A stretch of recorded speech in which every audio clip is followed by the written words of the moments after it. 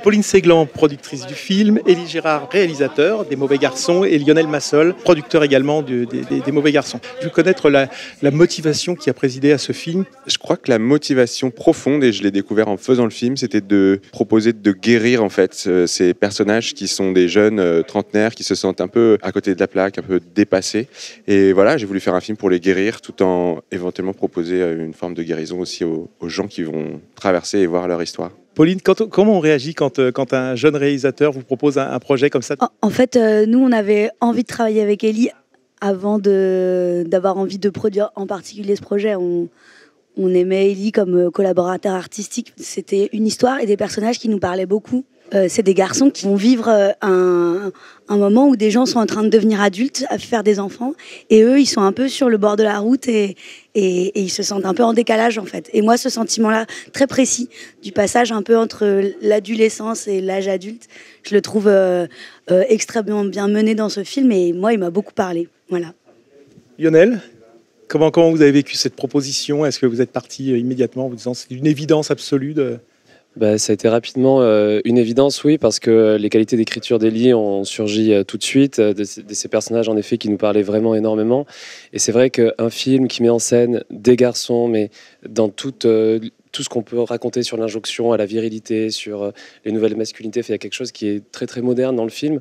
Et la façon dont Élie en parle, avec beaucoup d'humour, beaucoup de mélancolie aussi, cette tonalité était là tout de suite et nous a vraiment tout de suite beaucoup séduite.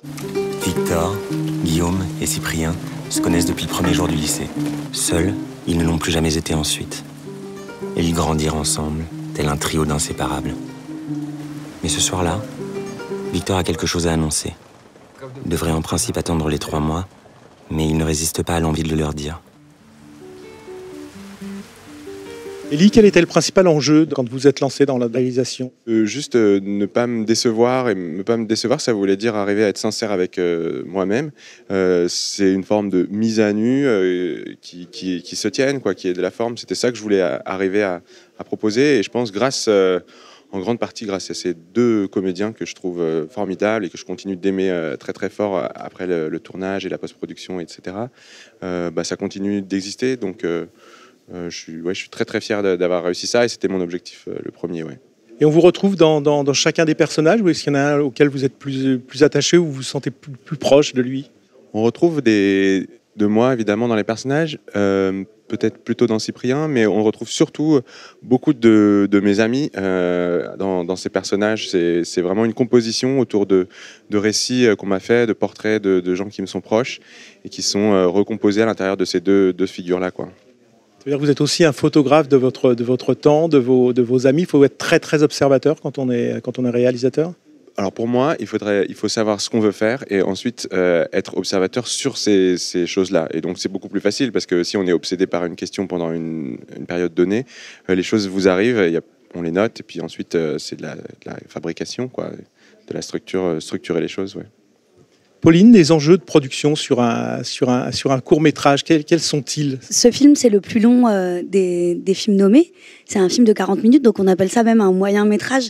Et en fait, la complexité, elle est encore plus grande pour financer et faire vivre un moyen-métrage. Parce que presque le film, il doit être 2 fois mieux, 3 fois mieux que les courts, parce qu'il prend beaucoup de temps sur les programmes de festivals.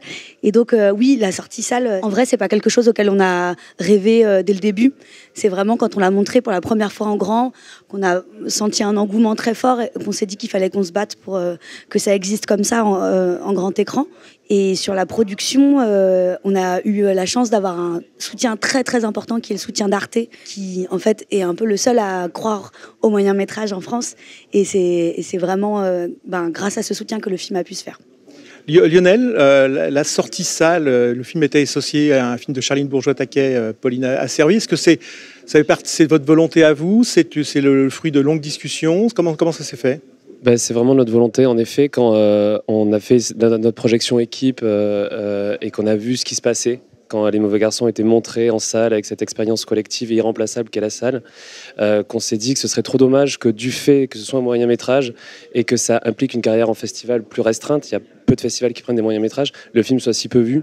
Et donc tout de suite, on s'est dit, il faut qu'on le sorte. Et voilà, et on est soutenu par KMBO et New Story pour cette sortie salle, qui croit énormément aussi au film. Et c'est ensuite que le film de Charline s'est imposé naturellement comme un film un peu miroir des Mauvais Garçons.